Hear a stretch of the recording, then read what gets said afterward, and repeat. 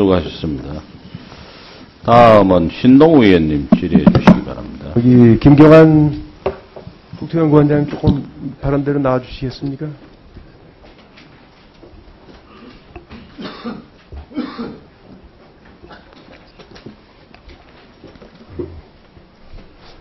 지금 취임하신 지 얼마나 되셨죠? 8월 19일에 취임했습니다. 한두 달 되셨죠? 네. 이제 모두를 학자에서 관리자로 좀 바꾸셨어요? 예, 바꾸고 있습니다. 바꾼 것 같습니까? 네. 모두를 바꾸더라도 학자로서의 소신은 변함이 없으셔야 합니다. 그렇습니다. 네.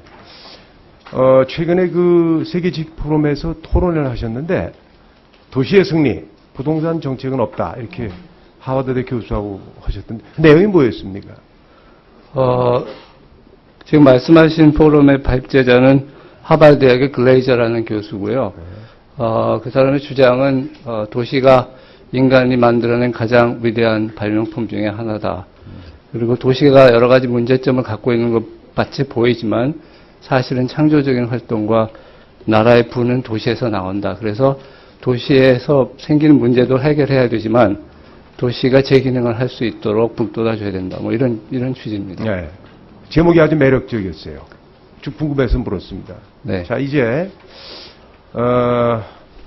이 원래 전공이 도시경제 또 주택정책 이런 거 네, 전공하시죠? 도시경제학입니다. 도시경제학이죠.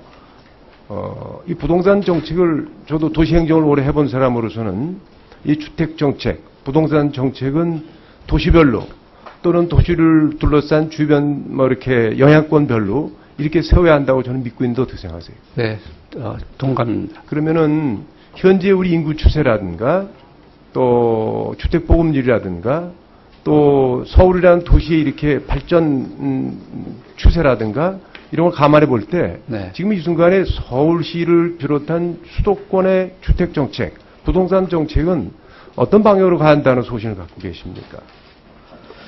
저는 주택정책이 두 가지 목표를 추구해야 된다고 생각합니다. 하나는 우리나라 국민 전체의 평균적인 주거 수준을 높이는 것이고 또 하나는 사회적 약자들에게 어느 정도 사회가 용인할 수 있는 주거를 보장해 주는 것 이렇게 생각을 하고 말씀하신 것처럼 지역에 따라서 상황이 다르기 때문에 신축적으로 대응해야 한다고 생각합니다.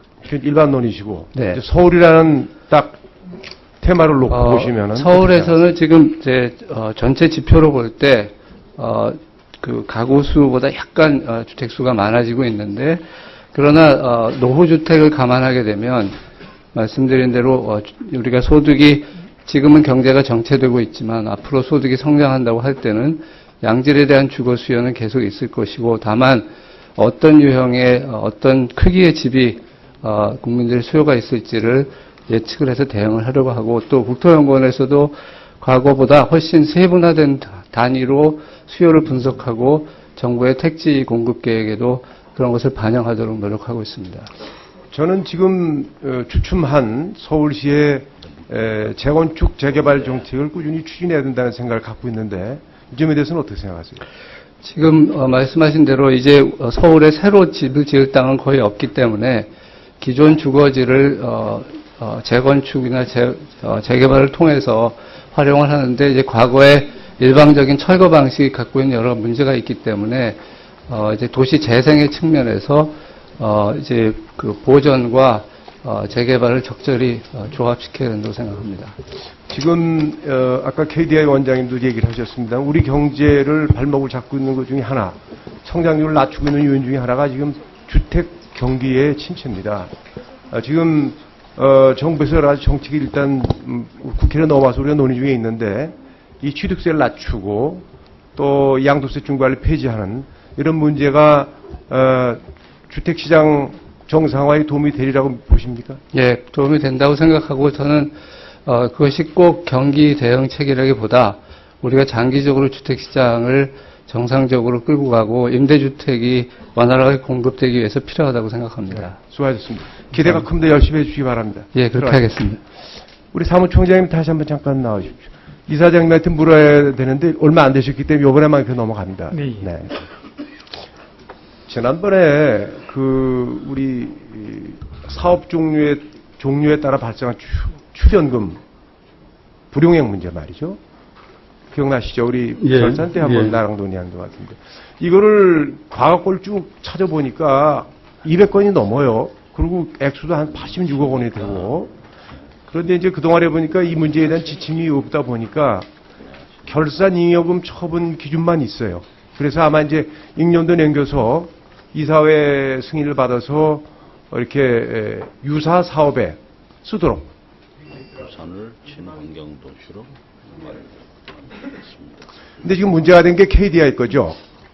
그렇죠? 예. 37억인데 37억이 넘는 돈을 동일한 기준을 적용한다면 사실 이건 국회 예산권 침해 문제가 나옵니다.